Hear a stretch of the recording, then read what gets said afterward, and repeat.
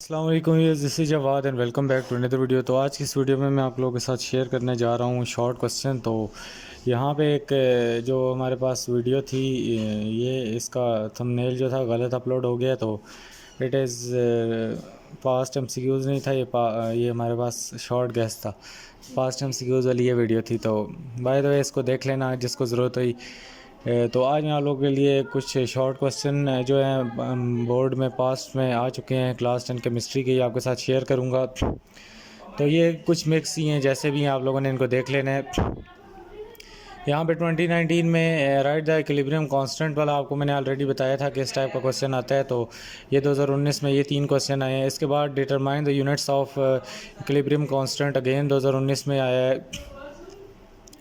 इसके बाद write the macroscopic properties of forward and reverse reaction 2018, 15 और ये सारे में आए। तो इसमें आप लोगों ने ये केसी की एक्सप्रेशन भी उसके बाद लिखनी है। Write the KC expression for following reaction. इसी तरह हमारे पास 5th नंबर में कहता है what are the condition of equilibrium to be continued. तो derive the KC unit for the following reaction, write the KC expression. तो ये केसी वाले बहुत ज़्यादा हैं, इनमें से आपको लाजमी आएगा।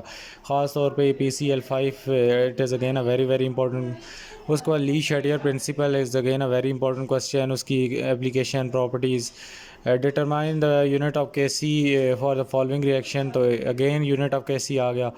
इसके बाद following reaction can occur during light storm, this is again a very important question. तो ये जो इसके 3 पार्ट हैं ये आपको मैंने ऑलरेडी बताया हुआ है, लॉन्ग क्वेश्चन में आ सकते हैं। और इसके बाद दोबारा Le Chatelier principle, state the condition of equilibrium. इसके बाद आप लोगों को हमारे पास ये कैसी एक्सप्रेशन आपसे पूछ सकता है और केमिकल इक्वेशन कुछ भी आपको चीज़ ऊपर दे सकता है। इसके बाद Le Chatelier principle again repeat हुआ, microscopic characteristic of forward and reverse reaction और differentiate between reversible reaction and dynamic equilibrium. State 3 uses of equilibrium constant. The given reaction occur during light storm, already आप लोगों को full book gas में भी ये मैंने बताया है। उसके बाद कोबाल्ट है, ये आई थिंक सो कोबाल्ट वाला is again a very very important question. ये आप देखना, ये कोबाल नहीं है, कोबाल्ट वाला होगा। हाँ, ये कोबाल्ट ही है। उसके बाद what is the importance of equilibrium constant in a chemical reaction, again it is KC आ जाता है, वेरी इंपॉर्टेंट। और यूनिट ऑफ केसी। अच्छा, जब चैप्टर 10 है आपका, इसमें एसिड बेसिस साल्ट में ब्रोंस्टेड बेस आपको बताएगा, लेविस एसिड। और write any 3 method for preparation of salts. Arrhenius acid पूछ लेगा, लेविस एसिड। और क्लासीफाई आप लोगों को बताएगा कि ये चीज़ें एसिडिक हैं, बेसिक है, ये neutral. This is again a very very important question. इसके बाद differentiate between Lewis and Bronsted Lowry, और ये सब कुछ डिफ्रेंशिएशन आपसे पूछ सकता है। इसके बाद आप लोगों का जो आएगा पीएच मेजरमेंट का आपसे पूछ सकता है, वैल्यूएबल एप्लीकेशन। और अगर हम आगे देखें तो हमारे पास इसके बाद एक इंडिकेटर गिव पिंक कलर इन बेसिक सोल्यूशन। तो इसमें से भी आपसे ये कलर पूछ सकता है, पीएच आपको दिए हुए हैं तो आप लोगों को पता है। Acidity of stomach is again a very important question.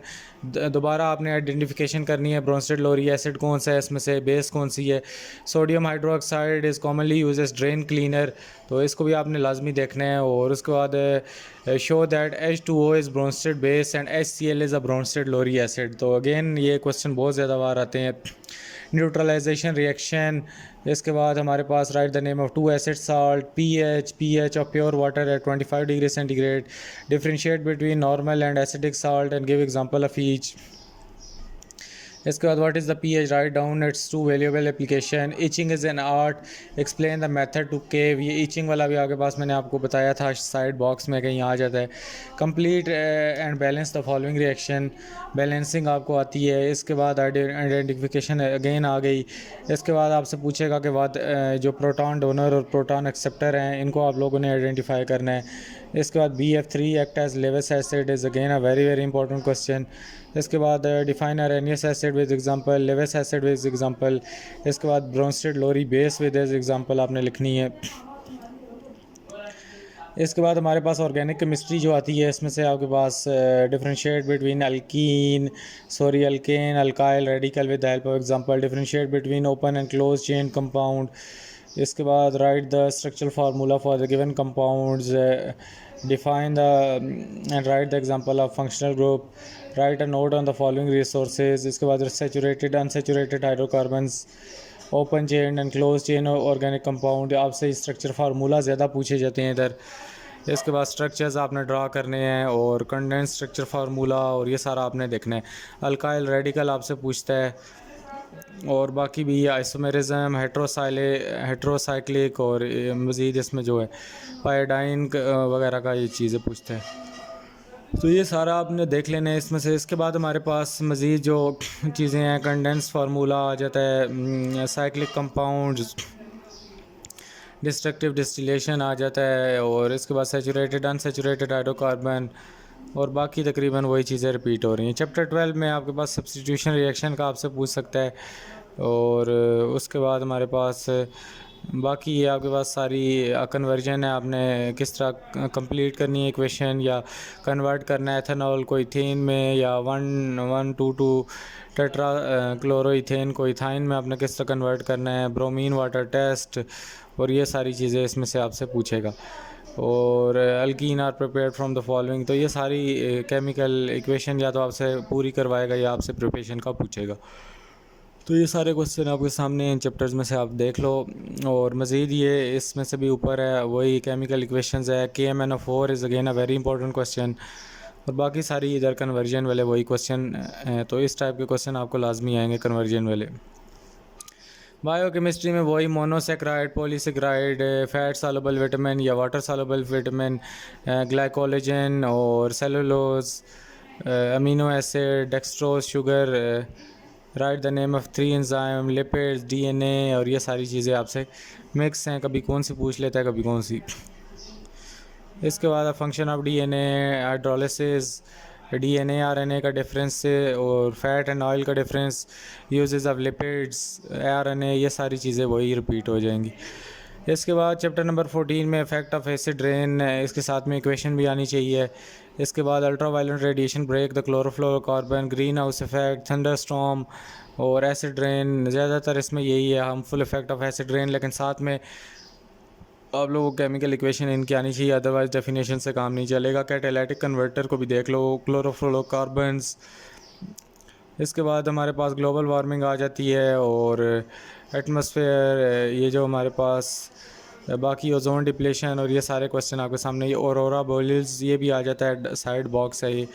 इसके बाद natural sources of air pollution, तो मिक्सचर है इसमें से क्वेश्चन, ये सारे बोर्ड में आए हुए हैं, इसमें कोई एक अनइम्पॉर्टेंट क्वेश्चन नहीं है।